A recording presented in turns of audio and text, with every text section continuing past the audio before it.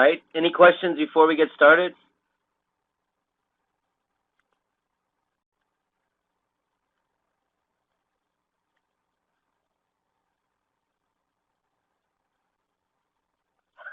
Okay. Had a couple people typing in. Anybody questions? No? We're good?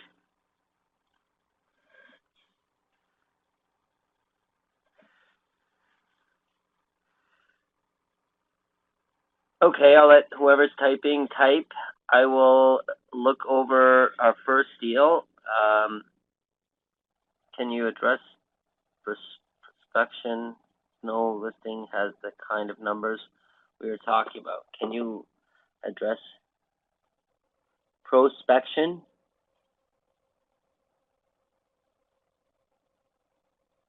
The kind of numbers.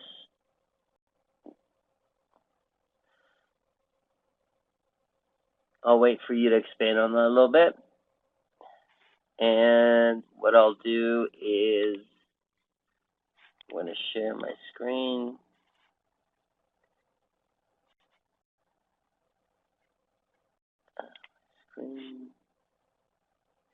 Okay.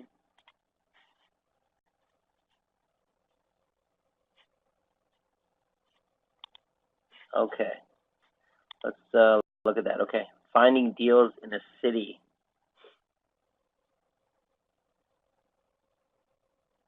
I'm not sure I understand the question. Oh, you mean the numbers? The cap rates and stuff? Is that what you're talking about?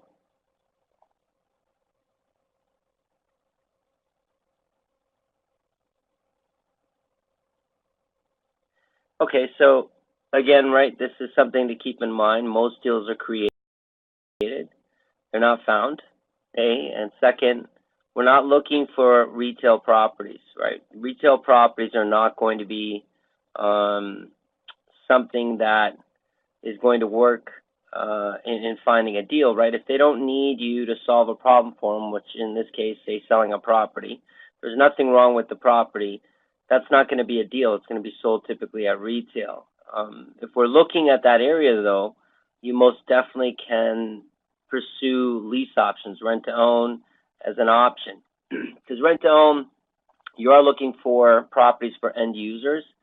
So that would be the option if that's the area you're looking for. Otherwise, we're looking for properties that are, distressed sellers or distressed properties.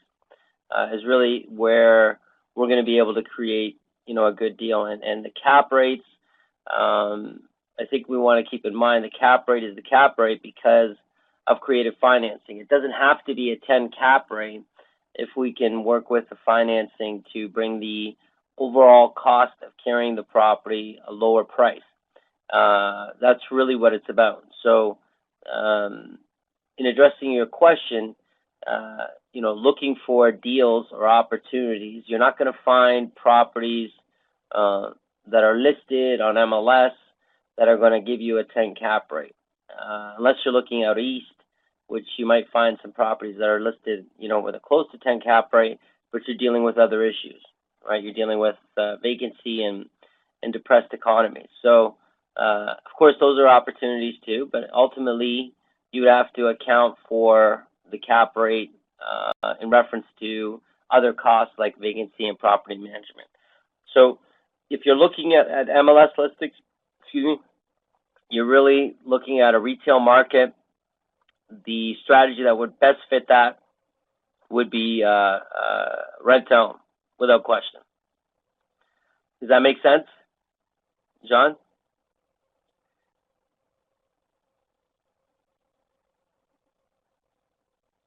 Okay, good. All right, so we're looking at a deal someone sent me, Payson sent me, okay? So property is 580, correct? This is your property, right, Payson? Okay, good. All right, so 570 is the price, one unit, 2,700, I assume that's rent for a single family home, correct? Okay, so we look at expenses, taxes, which right at the 1% number. That looks about right. Insurance, a little low. That's pretty good, actually, for that type of house. We have vacancy maintenance and property management. We look here. Are you putting 20% down, or is that, how is the financing going to work? No, 0 down. Okay. So and what interest rate is 20% is from the, okay. So at what rate? What rate are they giving you that? Line of credit is going to be at what? 6%. I see what you did. Okay, that's fine. Okay. We look down here and we see that the numbers here don't look good with reference to profit and GRM cap rate. This type of property would be best suited for rent to own. That would give us 0, 0, and 0, which would bring the cap rate up, but it's still showing a less than 1% coverage ratio. So what are we hoping to do with this property? You want to share that with us, Payson? Because renting it out doesn't seem to work. Now, something doesn't look right here. It's the financing.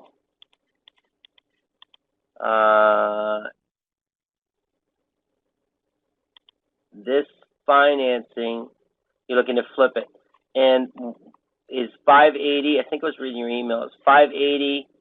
How much does it need to be fixed up? So 40. So does 580 include the 40,000?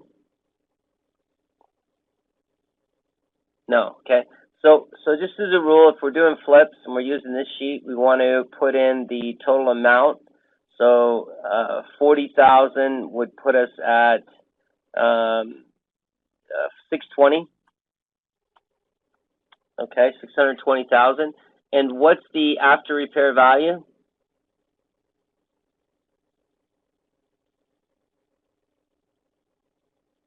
$700 right here. Okay.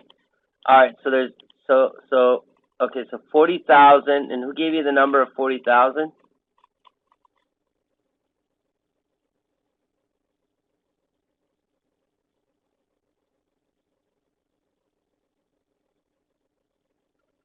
Contractor. Okay. Well, that's good. All right. So we look at that and we see that the 620, there's going to be $80,000 in possible equity when we flip that property. This would be something that, if we looked at that and we were using this sheet to evaluate it, this could be something we'd share with an investor and profitability of the property. But if it's a flip and we know that we can get 700,000, based on, I assume the 700,000 was verified with the realtor. Correct? Okay, good. All right, so let's assume, you put that in there, I see, for the estimated retail. Okay, so the only thing that I need to subtract closing costs. Okay, so what are the closing costs, total closing costs on this?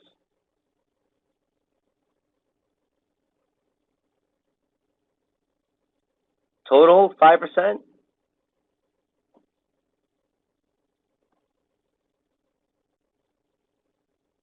This is for the realtor, 5% plus 2,000. Is that right? So that in the U.S. So this property's in the U.S. Is that correct? Okay. So the 5% is all the way up for the whole 600,000. Oh, sorry, 700,000. Is that right? They're charging you 5% all the way up. That's pretty high. That's okay. It is what it is. Well, it's okay. So 5%. That's another 35,000. So let's say let's say 40,000 all in. Now we're up to 660 total. And what were you hoping to make on this property?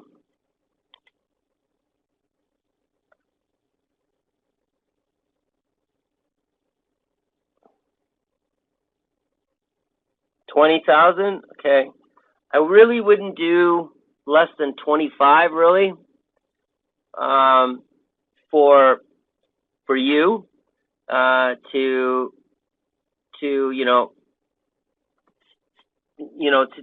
it to be worth it. But let's say we add 25, so that's 685. This is right here, this 15,000. That's what you have for error rate. You can spend an extra 15 grand. That's only if you get the property sold at 700,000. Now, 700,000, is that the retail, or is it worth more and they think they can get 700?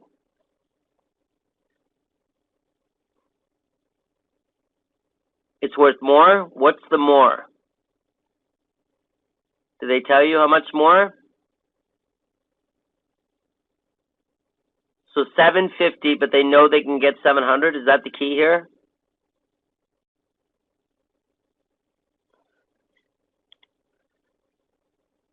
Oh, I see. Your realtor originally said 750?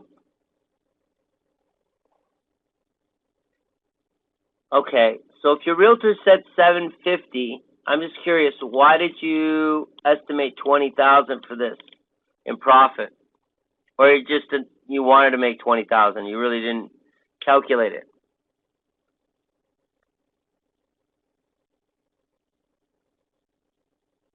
You subtracted cost plus closing costs, and that's what was left, 20,000?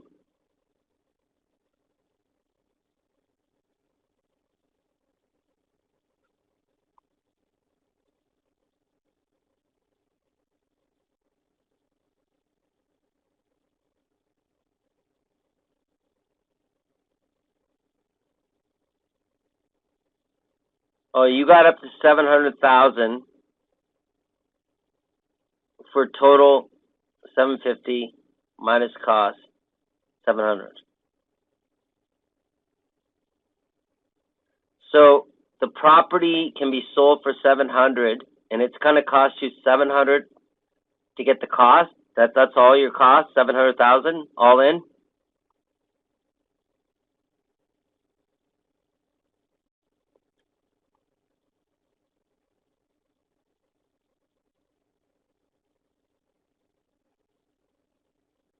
$50K is the closing cost. Okay. Okay, so where did the 20,000 come from that you're going to make on this deal?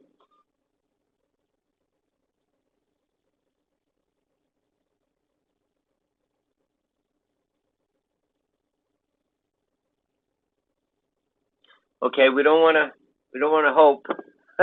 Worst case scenario. Okay, so this is the thing.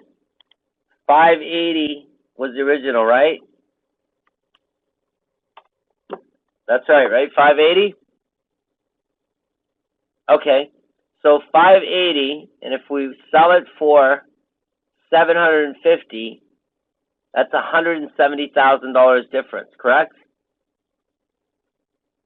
That means that everything would cost us, based on your hope, that everything would cost us $150,000, and you would get to keep $20,000. Is that right? Okay, so where did the cost of $150,000 come from?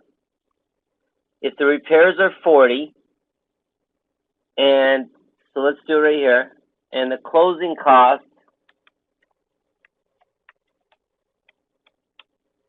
is 5%, so we can do this, equals 5 equals 0.05 times this equals that, plus staging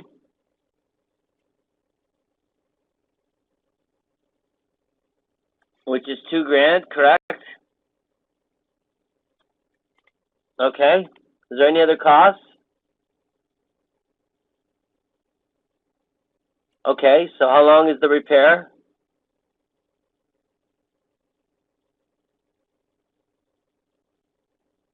Six months to fix this?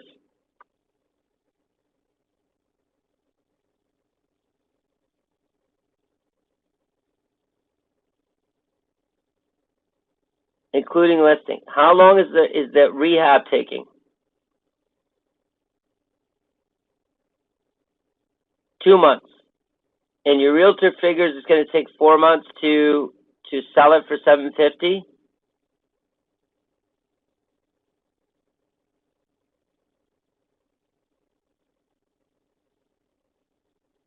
In the winter, maybe. Okay, what's the monthly closing cost? Did you work that out?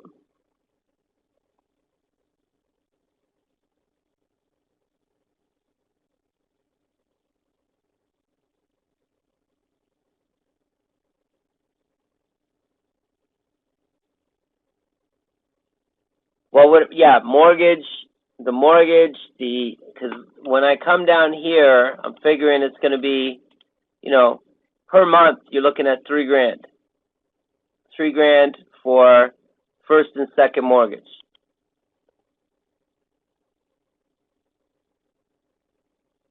So $3,000, so we have 80 a month right here, and then we have taxes.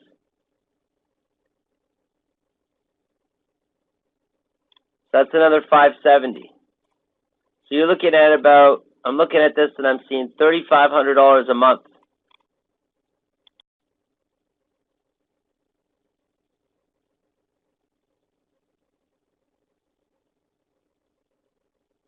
Well, let's look at the monthly. If the realtor provided comps, there should be an average days on markets for this type of properties. You should ask for comps to make sure it's not more than 4 months to sell it. All right, Anna. Well, what we're going to do is we're going to look at it's easy to solve this problem when we have the math, right? The numbers. So when we add carrying cost, right? Cost, right? And that's going to be, carrying cost is going to equal this plus this, okay? Okay, so 34 plus, we're going to add another utilities, because they're going to be working in the house. It's going to be electricity and stuff like that. So 200, so another 200. So the total carrying cost, so let's sum that up, or auto sum. There's the sum, there's your carrying cost, total carrying cost, right there, 38. Now, if we multiply that by 6 months, equals this times 6 times months, this one, that's what it's going to cost, $22,000, around $22,000.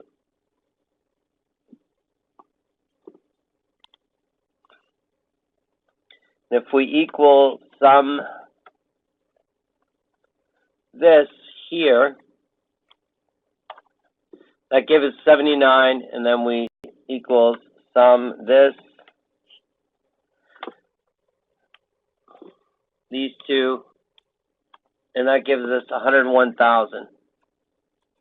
Okay? Did I miss anything? What else? Is there something else? No? Okay. So if I add the purchase price plus this 101,000, okay, 101,000, that's going to be 580. Why don't we just do it? Plus purchase price. So purchase price, PP, too many P's, okay, which is equals this, okay, and we sum these.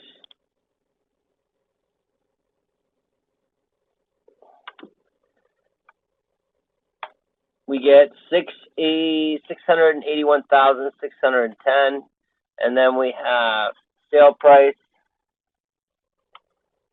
Yep, sale, which is going to be 750. Is that right? Okay. Equals profit. This here minus this should be 68,000. Does that make sense?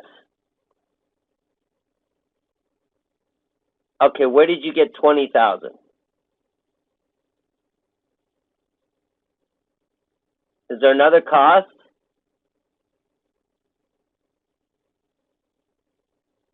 That's worst case scenario if I sell it at 700. So if you sell this for 700, it's 18,000. Not worth doing. Not worth it.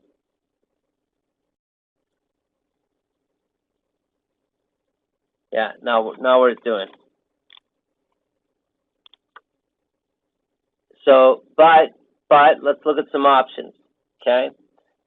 First of all, the 6 months sounds excessive to me. So 3 months is more realistic to me for if they really can get it done in 2 months. Okay.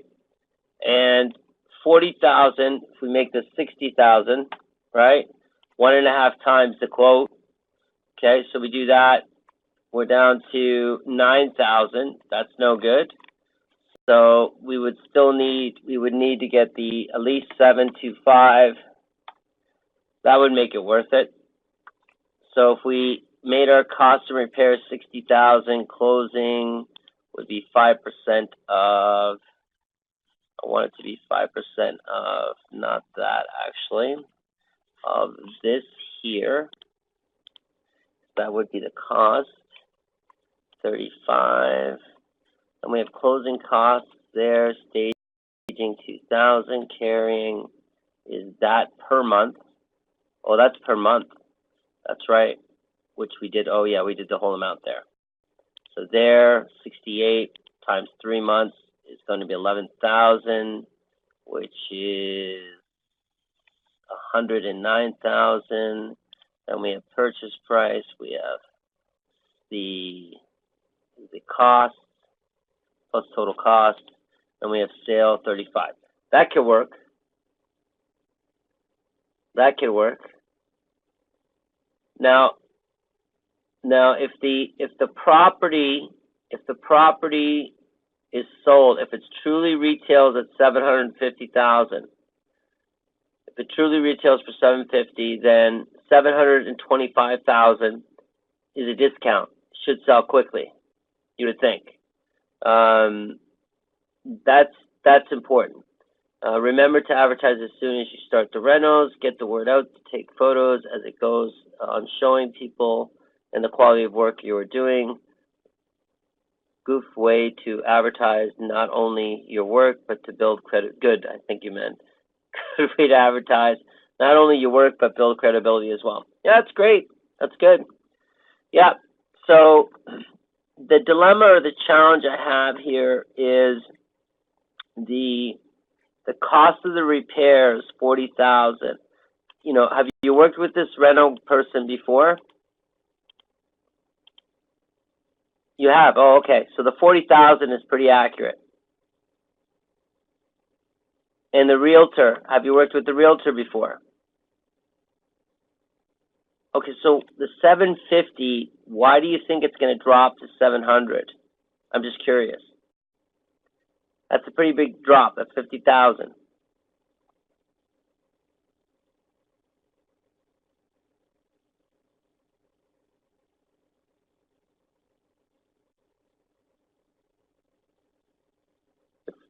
Fluctuates or?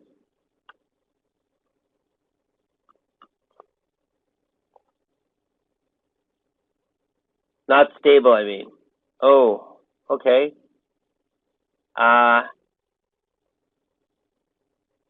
Goes up and down. Okay.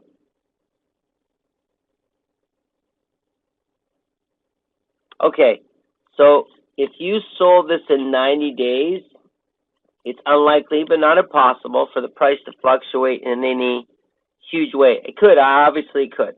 But the reality is, the realtor, if there's a market for a house like this, is there a market for a house like this?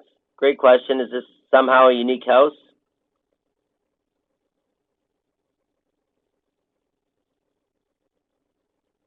Not unique. Okay. Good area, good neighborhood. 750 is not ridiculous to pay for this house. That price is not crazy, right? That's a good price for this house. 750. That's market.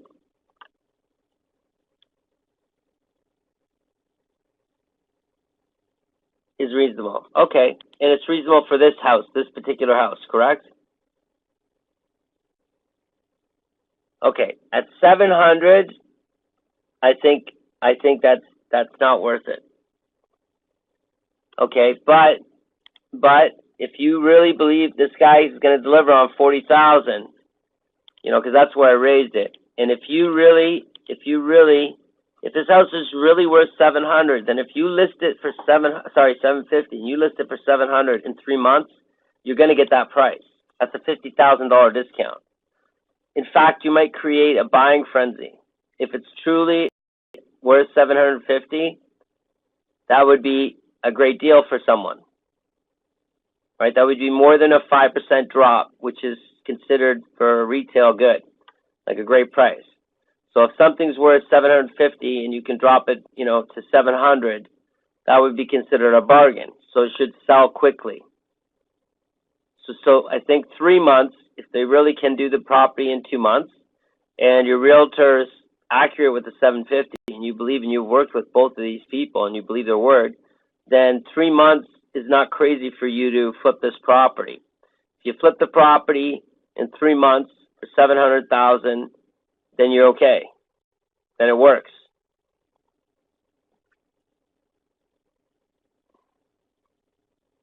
Sure.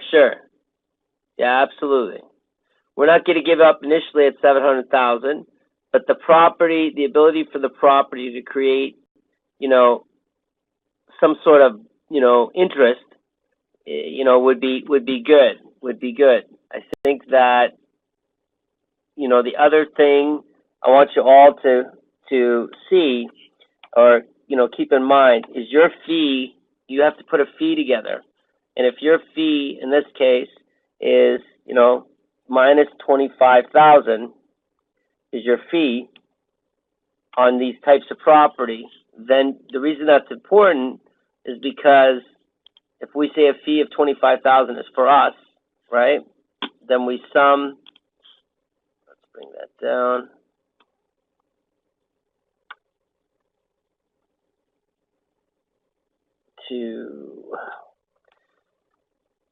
It's not very fun. There we go. See, the reason that fee is important, it shows you where your error rate can be. You can be out wrong by 7,000 and still make your 25,000 or whatever fee it is that you want. It's been on the market for less than 20 days. It's pre-foreclosure. Oh. And the house is listed for 580. Okay. Listed 625 now. But you believe you can get 580 for it, Payson? That looks promising. So Payson, did you have the contract to go through the house already?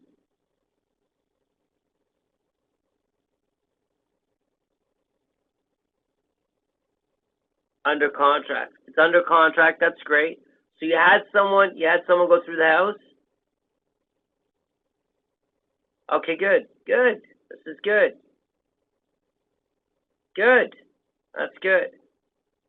All right, that's excellent. Okay. So, this is again a question of the power team that you believe the power team's going to deliver. If they're going to deliver, then it works. And the numbers work. Yeah. It's just it really comes down to sale price, right? But I want you to keep in mind, I put 3 months instead of 6. If I go 6 months, you're not going to make 25,000. We can't let this thing go 6 months. And really, the reason that it's not worth going the extra 3 months is because 6 months, for you to go 3 months, it's going to cost you every 3 months around $11,000-$12,000, right? So instead of waiting 6 months, which puts us under a little bit of risk and strain, if we're going to spend 11,000 or 12,000 holding it for 3 months, why not discount it that much? To get it off our plate and recoup our investment. So, 3 months, I think, if we went 4 months, we'd still be okay. But 6 months is, it leaves a $3,000 error rate, like error and cost. But, 3 months sounds good. 4 months sounds great. That we can, 4 months gives lots of time. 6 months sounds too long to me. 6 months sounds too long to me. So if we go, because they build houses in 4 or 5 months, a whole house. 6 months seems like a long time. So I know you're trying to err on the side of making sure that things happen, but that's you doubled the holding cost time period. I think that. Is there a reason that you still wanna lean towards 6 months? Is there anything else you want to share? No more. Okay. Well, then I think that this deal on the surface, based on the numbers you're showing, should be profitable for you. It's just a question of the realtor doing what they're supposed to do and your contractor doing what they're supposed to do. I think that if you worked with these people before and you trust them, then this is going to be a profitable property. We're making money at 700. If we went 7 to 5, we would have 27,000 extra dollars to play around with, in the way of error, right? And 25,000, we'd still get our fee. There'd be 27,000 available. I mean, that's. I think that looks good to me. That looks good to me.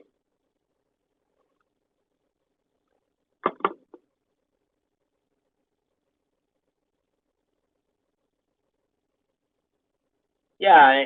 When you start getting into fall and winter, it's really bad, or the worst, I guess. Every time.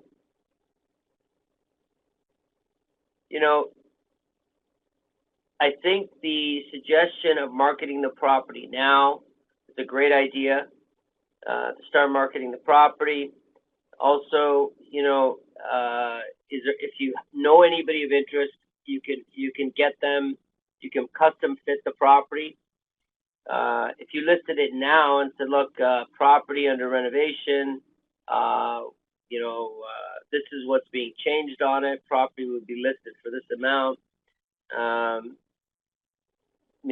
And see and say open to custom rehab for people. That's a possibility. Or you could, if it made sense financially, you could turn it into a rent to own. There's lots of options here.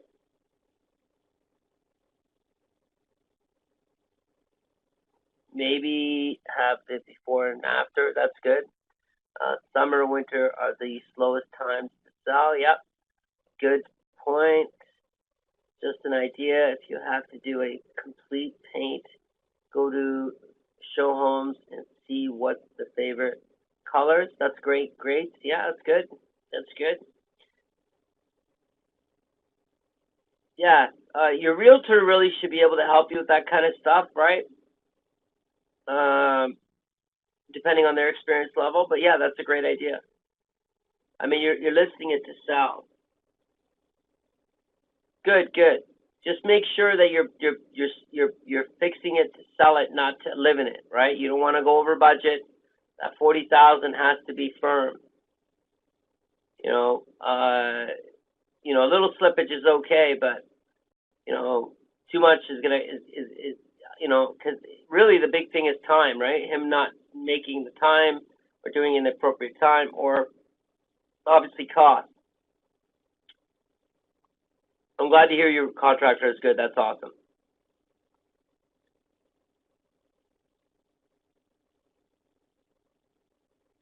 Yeah, yeah, yeah. It's good to know that stuff. I mean, and I mean, some of it has to do with the neighborhood and what the neighborhood type is. Some neighborhoods, um, the houses are, prefab type similar houses all the way down the street. Some you go neighborhoods, and none of them are the same. So I think that stuff your realtor will be able to help you with for sure.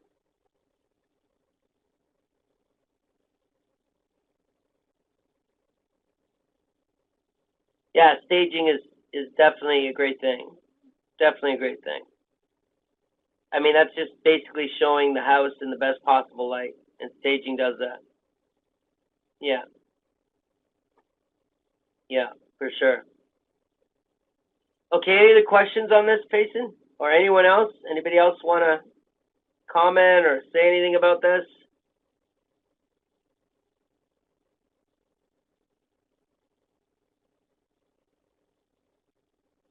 Oh, my pleasure. No worries. Keep us updated, okay? Good. All right. Let me go back.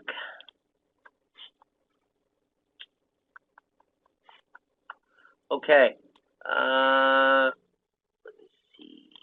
Did anybody else send me a deal they wanted to review?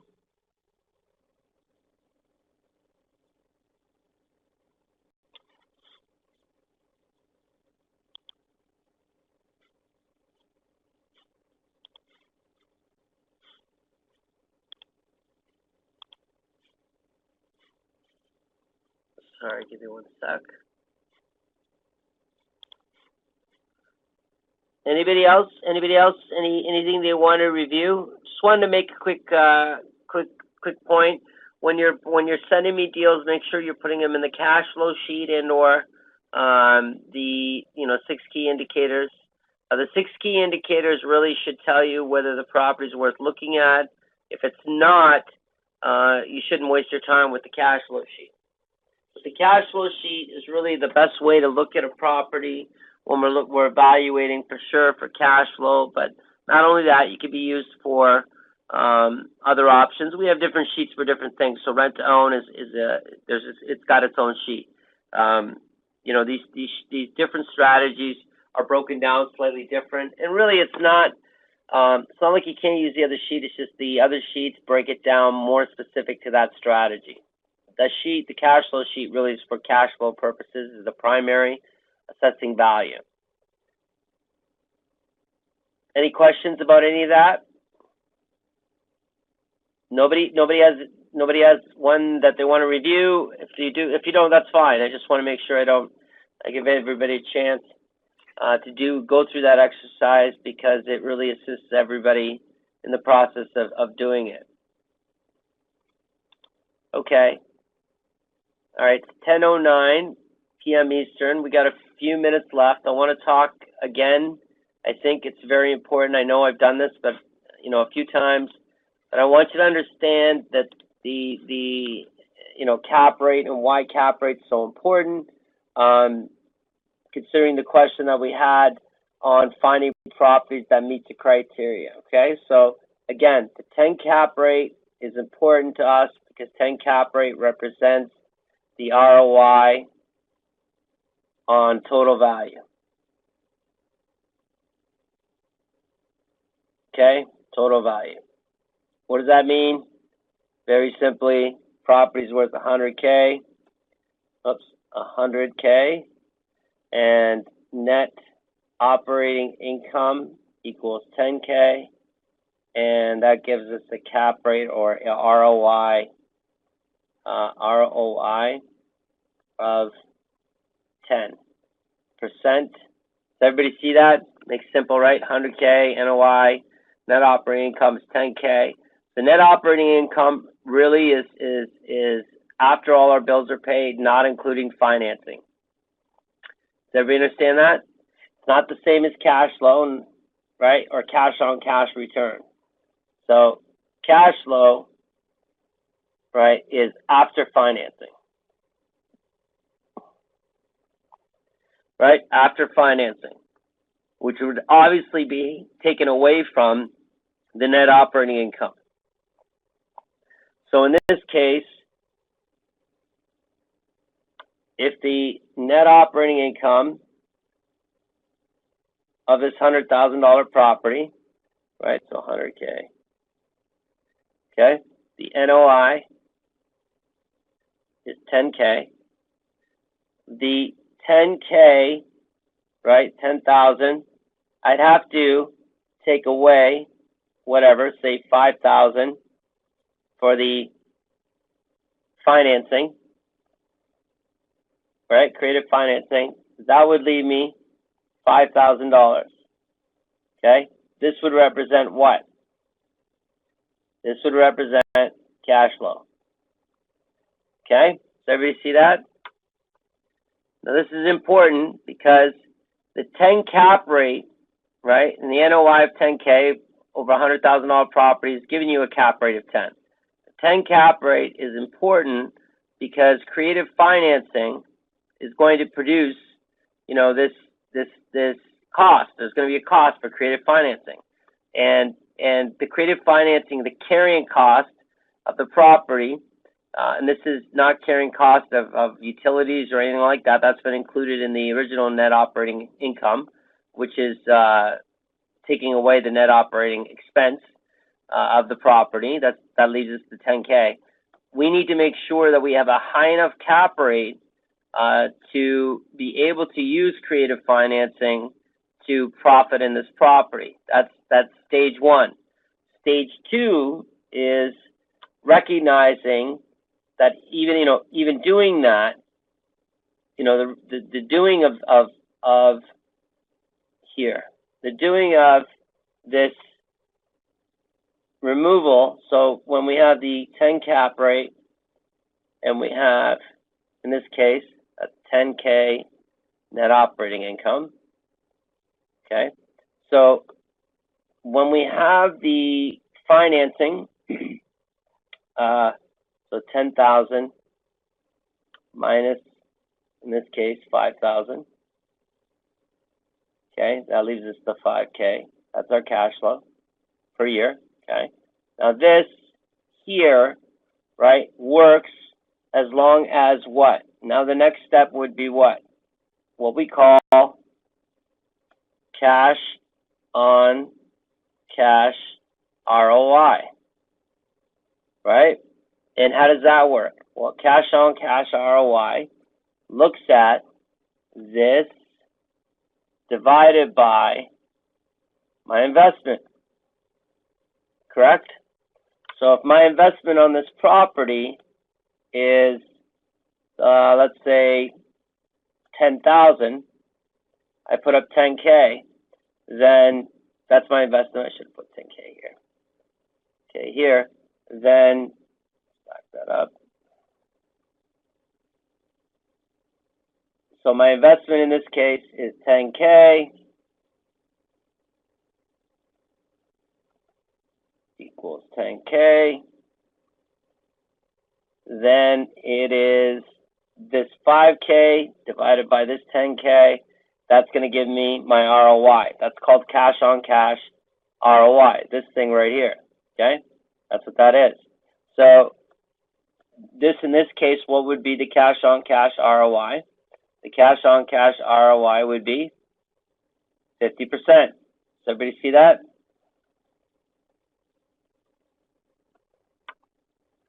So it's not just, trying to get no money in the property. That's not the case.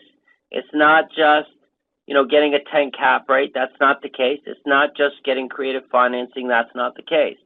These things need to be coordinated in that, we need to use creative financing, because if we put too much in a property, sure, we'll have cash flow, but we're not going to have a good return. And one asks the question, the wisdom of investing in real estate for less than 10% return. What's the wisdom behind that? Taking the risk of property for 10% return, I think is the absolute bottom. And I think that you want cash flow. Absolutely, you want cash flow, but ultimately, more important than cash flow is return on investment. There's no question. You can have cash flow. I can give you $10,000 cash flow, but $10,000 cash flow, is that good on $1 million? It's good on 100,000. That's 10%. But on $1 million, that's a 1% return. You're still getting $10,000 cash flow, though. That doesn't mean the cash flow cannot trump or give us an indication on its own whether this is property or this investment is a good producer. Production is evaluated first and foremost by return on investment. Then we can look at the cash flow. The last and least important thing is money. That's the least important thing, is money. And the reason is because the quality of the investment, which is evaluated through return on investment, right? The return, that's going to attract the money. It's easy to get, if you're willing to share the wealth, obviously, it's much easier to get, an investor, right? Somebody to invest with you if you're willing to share this 50%. So an investor gets 25% and you get 25%. That's enough for both of you. How hard would it be to get the money if we're willing to share, that kind of return? It's not that tough if we're willing to share it. But if you're starting with a 10% return or a 6% return or a 5% return, or more commonly the 3% cap rate return, which is very common across the country. In the U.S., there's pockets too where, metropolitan areas, you're looking at 3%. That's a cap rate. So you're not really making any money on some of these areas. It's simply break even. And the only way that you can justify a break even option for an investment is that your hope is that you own it, and it'll go up in value, and that's how you're going to make your money. Unfortunately, that's at least in my perspective, that's a dangerous option.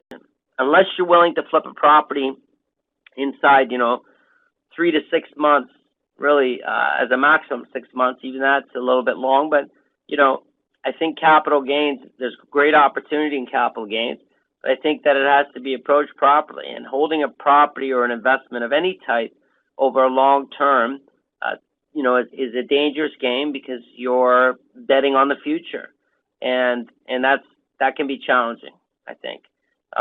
Nobody really knows the future. There's a couple of things that we do know. Obviously, over time, property goes up for the most part due to inflation and the cost of ownership.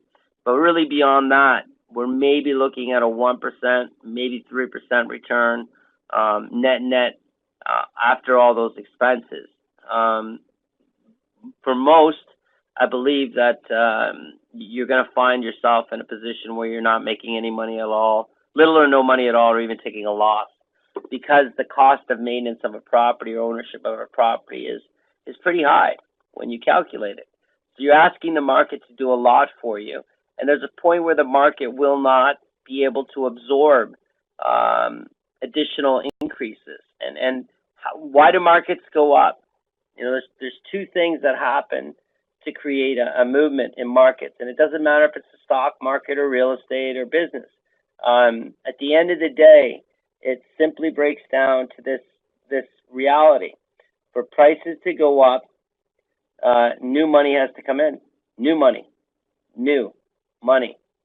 has to come in. And for prices to go down, all that has to happen is money leaves. That's all that has to happen. So it's much easier for money to leave than new money to come in. But there's no other way to make prices go up unless there's new money. There has to be some source of new money. And where does new money come from? Well, there's two primary sources in a market, and when it comes to real estate, let's say, is going to be foreign investors and jobs. That's it. These are really going to be the major forces to create an upward market. That's what creates the upward market. but there's a point where the the foreign investor leaves. The foreign investor is no longer there, right? And then we have, the jobs don't have to leave. They don't have to leave, but the jobs are no longer new. They're not new, right? So old jobs now. Now old jobs, the problem with old jobs in a market is that old jobs all become absorbed into the natural increase per year based on the area that you live in. So if the job increase, the income increase from those jobs in that particular area are 3% a year, how can properties continue to go up? So this is a big challenge for property in general. If there's no new money coming into a market, it's extremely, you're going to have problems, continuing to rise at rates of 10 and 15 and 20%. Somebody has to come in and be willing to spend more money than you did on the cost of that property. And that's not crazy in a natural market over time, ups and downs, it happens. But to sustain, increases greater than the actual increases that people are getting in their jobs, that's unsustainable.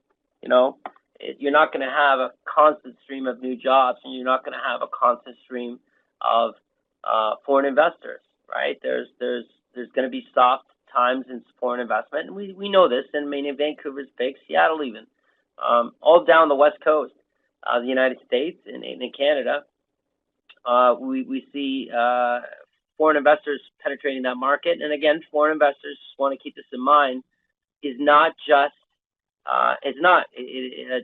people that don't live in the country or foreign to the country. In fact, really foreign investors are anybody that doesn't live there. If you don't live in that market and you're investing in a market, you're a foreign investor. You're foreign to that region, that area. You don't live there. You're not buying and utilizing the property or whatever it is in that area. You're just controlling that property in that area, and the revenue, and this is another thing, the revenue produced, from you by that investment is not reinvested in that particular area. So there's a limit to what you can expect foreign investment to do for a market, and the length of time that it will stay or sustain a lift in a market. This is extremely difficult to assess. Then you have, the governments and municipalities trying to control the housing prices, hoping that, they don't want a boom bust. They want the boom, but they don't want the bust. So they're going to put policies like foreign tax, charged to the foreign investor every time they purchase. You have the raising of taxes, all these things trying to cool the market. At the same time, there's a conflict of interest for the municipality or even the government in general. When you're asking municipality to, which basically runs on property taxes, to cool off a market, that's not something that they're excited about, because as the market rises, so do taxes, and taxes fund the municipality itself. So they're not excited about the idea of things slowing down the real estate market. It's really done on a federal level, provincial level, but it does have a profound effect on those municipalities. So all those factors and variables are happening, and we're not looking to change those variables, but how do we recognize and appreciate those variables when we're looking at our investments? And when we're looking at our investments, we have to ask ourselves, how can I extract profit and function as a business, a real estate investor in this particular area? Well, as an area rises, there's options for me in way of strategies, in the way of flips and rent to own. As the market falls, there's going to be new problems in the market, and foreclosure is going to be the solution. And then buy and hold as the market stabilizes below the average and starts to rise again. So we need to recognize that the economy owes us nothing. It's not going to, do what we want it to do simply because we want it. The market's going to move up and down and sideways on its own. It's up to us as an investor to be the solution to problems created in the market based by those movements up and down, right? You only really get paid when you solve a problem, product, service, or solution. To ask the market to pay you simply by buying a house on MLS, it's unreasonable. It's unreasonable in my view. So, again, right, the continued focus on solving problems implies that we are looking for problems. We are looking for problems, and that might be challenging for us as investors, new investors more specifically, because who wants to get involved in problems? Who wants more problems? This is the challenge. You only get paid when you solve them. The bigger the problem, the bigger the paycheck. So we want to be comfortable in seeking out and attracting problems that we can fix. And this is going to be a function of how equipped you are to look at a situation, see the problem that's there, and be able to fix it. This is what it comes down to, no more nor less. There will be times where properties will fall out of the sky and there'll be great deals, and that's great. And from time to time, people win the lottery, but it's not really a realistic future.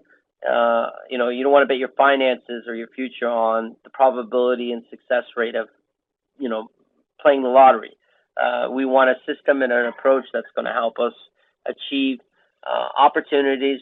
Again, opportunities being problems that we can fix. So I want you to understand that the property itself is not how you make money. It's what's around the property, or in the property in the sense of a seller or someone who lives there, that really creates the opportunity, because that's where the problem is. There's a reason rehabs are profitable in a rising market. Why is a rehab profitable in a rising market? Who can tell me? Why is a rehab profitable in a rising market? Now remember, you only get paid when you solve a problem. So what problem would you be experiencing? What would be happening in a marketplace that would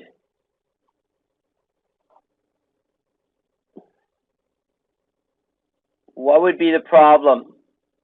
Why is rehab a solution? Well, I just gave you a little bit there. So buy, fix, sell. What is happening in the marketplace? Why is buy, fix, sell work in a rising market? Now remember, each one of these strategies, in essence, is solving a problem that is existing in the market. Because the market is in its particular cycle, part of the cycle. So in a rising market, what problems exist? What problems? So there's two primary problems that our strategies will address. Buy, fix, and sell, and rent to own. How will buy, fix, and sell? Demand for new houses? Okay, yeah. More people coming in, more money? Yep. Shortage? Yep. These are all the right answers. So lack of affordability? Yep. Aline, that's the lack of affordability is where the rent to own comes in.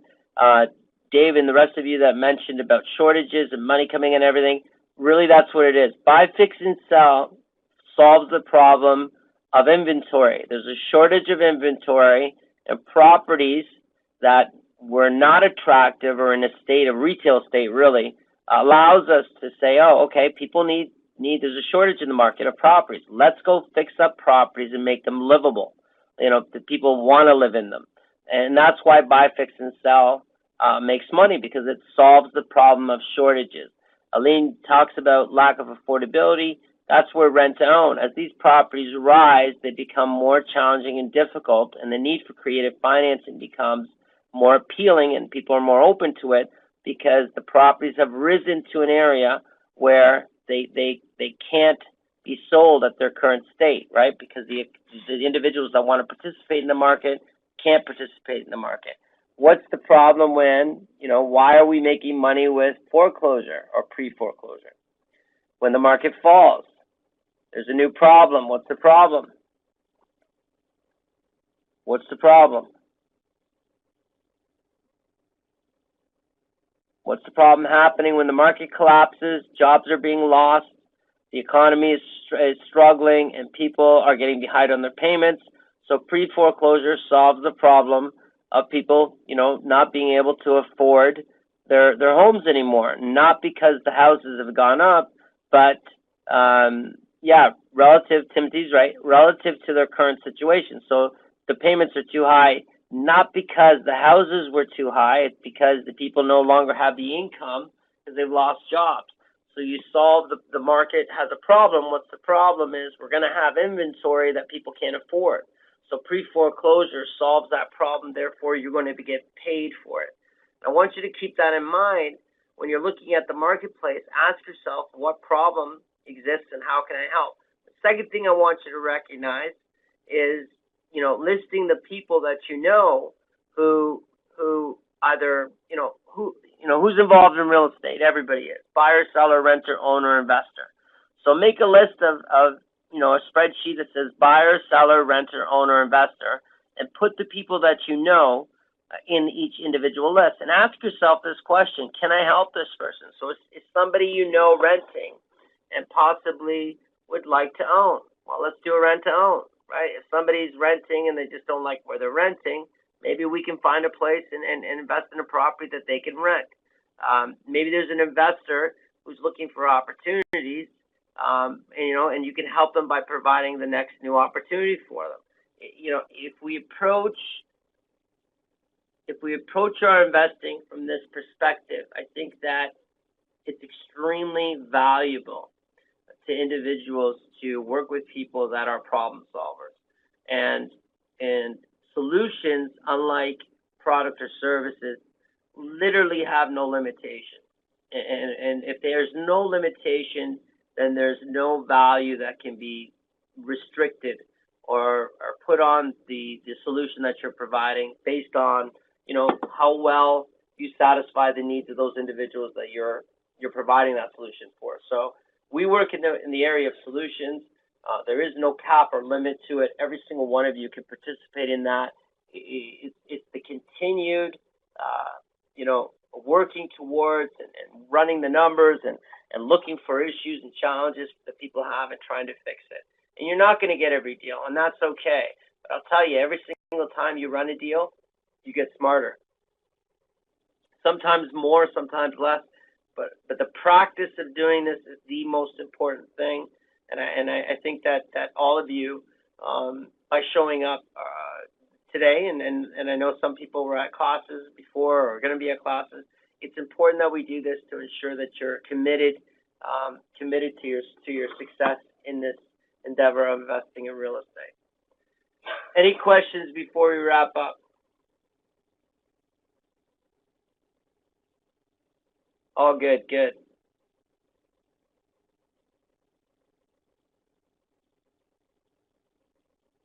Okay, if you're good, my pleasure. If you're good, type in yes or Y. Good, excellent. I want to thank everybody for coming tonight. I will see you next Tuesday, same time, same place, and please bring your questions. Anything that comes up during the week, bring it to the class and let us